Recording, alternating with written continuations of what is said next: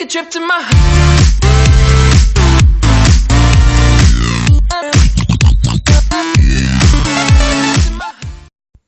Fala galera, beleza? Quem fala sou eu, Stroit BR. E galera, hoje estou trazendo mais um vídeo pra vocês. Hoje é o vídeo de como fazer uma fogueira com barcos, tá? Vou entrar pelo Minecraft normal, não pelo Blackout, beleza? Esperar carregar. Também eu vim dizer curte, deixe seu link. Inscreva-se no meu canal. Beleza, galera? Tá, então vamos em plano. Nós vamos em plano mesmo. E escolhe um desses barcos. Eu gosto desse barco aqui pra fazer.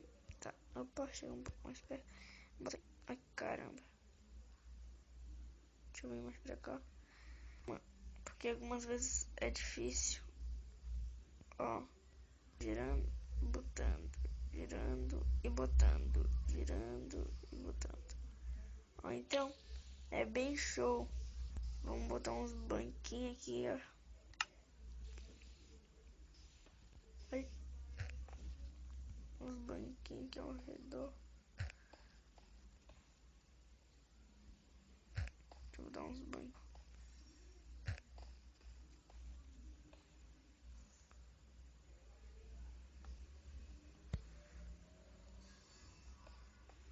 Um pouquinho feio.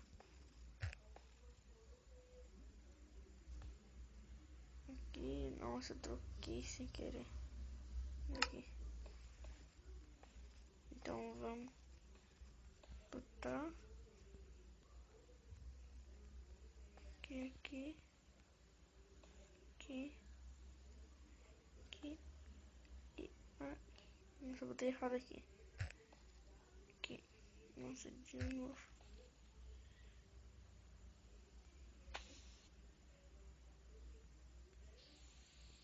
Tá certo, beleza. Deixa eu ver aqui. Nossa. Aquele ali tá errado. Bom, galera, sem querer travou aqui. Deu um erro aqui no Block Launcher. Vamos voltar lá pra mostrar pra vocês. Terminar e mostrar pra vocês. Desculpa pelo barulho também. Eu tô falando um pouquinho baixo porque tô com medo de acordar minha mãe. Daí ela vai falar pra me desligar o celular, beleza? Tá. Vamos.